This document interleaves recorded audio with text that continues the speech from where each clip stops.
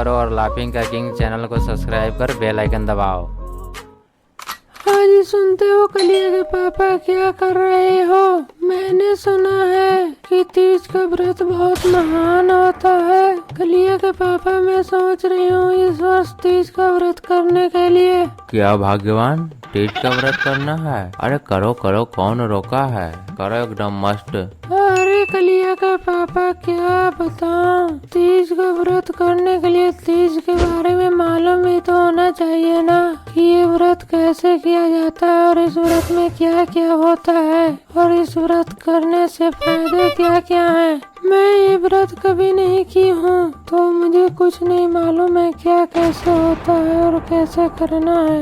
उसके लिए तुम जाओ और एक पंडित को लेते आओ, क्योंकि पंडित ही सब बताएगा क्या करना है और कैसे करना है। अरे भगवान, तुम सही बक रही हो, हमको जाना चाहिए पंडित के पास, क्योंकि तुम तो ये व्रत कभी की नहीं हो और व्रत में कुछ गलती हुआ तो पाप भी लगेगा। तो तुम सही बोल रही हो, मैं जाता हूँ पंडित के पास और एक पंडित को लेते आता हूँ, ताकि वो सब चीज बताए क्या कैसे होता है और इससे फायदा क्या होता है और क्यों मनाया जाता है तीज का व्रत। पंडित ही बताएगा, रुको पंडित को बुलाकर लाता हूँ। अरे हाँ, तुम जाओ और पंडित को बुला कर लाओ, क्योंकि पंडित ही सब चीज बताएगा।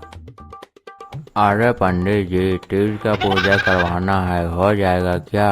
अरे जजमान, कैसी बातें कर रहे हैं, होगा होगा, सब चीज होगा, आप टेंशन मत लीजिए, सब कुछ का पूजा हो जाएगा। पहले ये बताइए, दक्षिणा मिलेगा या नहीं मिलेगा?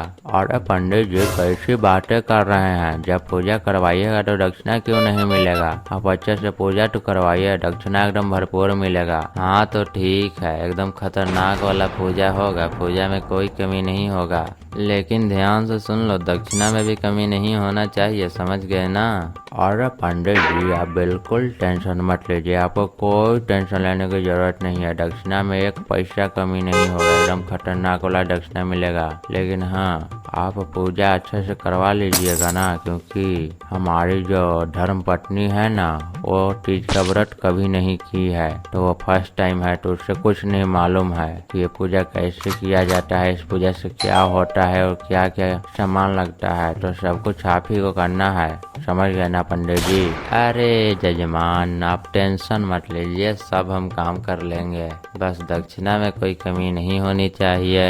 अरे पंडित जी, कोई दक्षिणा में कमी नहीं होगा, बस आप पूजा तो संपन्न कीजिए। चलिए। अरे जजमान, पूजा तो कल है ना, हमको आज काहे ले जा रहे हो?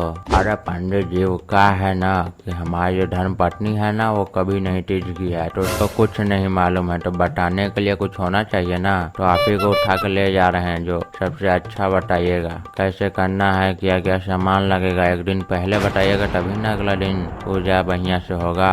बात सही कह रहा है जजमान, चलो चलते हैं, लेकिन पैसा डबल लगेगा 2 दिन का, समझ गया ना? अरे पंडित जी, मैं बोला ना, पैसा की चिंता मत करिए, पैसा मिलेगा आपको, आप बस चलिए तो और पूजा कराइए, उसके बाद दक्षिणा तो भयानक वाला मिलेगा।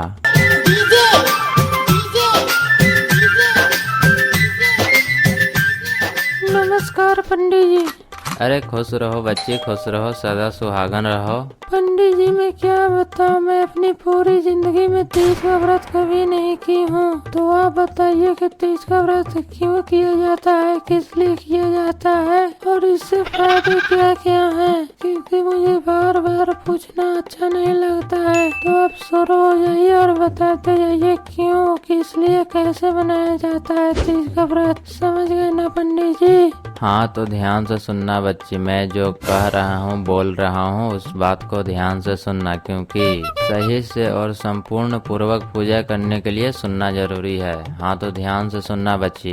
देखो, तुम जो तीज करने की सोच रही हो, इस तीज को हम लोग हरितालिका तीज बोलते हैं। बेटी, मैं सबसे पहले तुमको तीज क्यों मनाया जाता है और किस लिए मनाया जाता है, इसके बारे में मैं बताता हूँ। देखो बेटी, तीज जो है ना, जो तुम कल तीज करने वाली हो, हरितालिका तीज, उसको सबसे पहले माता पार्वती ने किया था।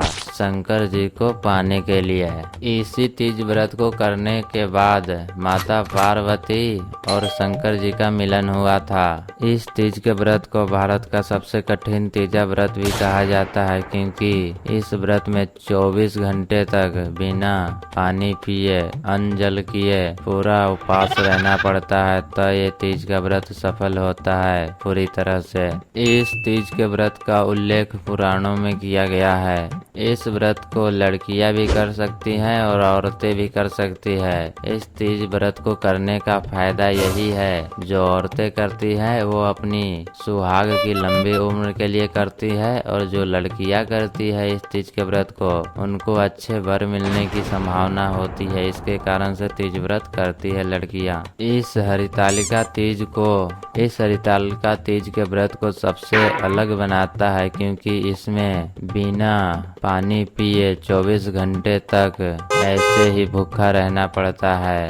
अन्यथा और व्रत में तो पानी पी सकते हैं, लेकिन तीज के व्रत में पानी नहीं पी सकते हैं। अगर पानी पी लिए तो ये व्रत अधूरा हो जाएगा, और अधूरा होने पर ऐसा मान्यता है कि माता पार्वती बहुत क्रोधित हो जाती है और उसे श्राप भी दे सकती है। तो इस बात का ध्यान रखना है कि व्रत के टाइम पे न पानी पीना है, न खाना खाना है, न दूध पीना है, न फल खाना है। ये सब ध्यान में रखना है, अन्यथा माता पार्वती क्रोधित हो जाती है। अगर इस व्रत को पूरी तरह से संपूर्ण कर लेने पर माता पार्वती प्रसन्न भी होती है। ऐसे ग्रंथों और पुराणों में मान्यता दी गई है कि माता पार्वती प्रसन्न होने पर उन्हें बहुत ही ज्यादा वरदान देती है कि सदा सुहागन रहो, खुशी रहो, और बहुत ही ज्यादा धन दौलत की प्राप्ति होती है। इस व्रत को करते समय स्त्रियों को लाल या भगवा कलर का साड़ी पहनना चाहिए, ऐसा मान्यता है। पुराणों में कहा जाता है यह शुद्ध माना जाता है। तो इसके कारण बच्ची तुम लाल या भगवा कलर का ही वस्त्र पूजा के समय पहनिएगा, और पूजा करते समय उसके लिए एक साफ चौकी ले लेना है और उस पर सारा पूजा का सामान रख देना है, और उसके बाद माता पार्वती और शंकर जी की मूर्त को रखना है और पूजा का स्थापना करना है।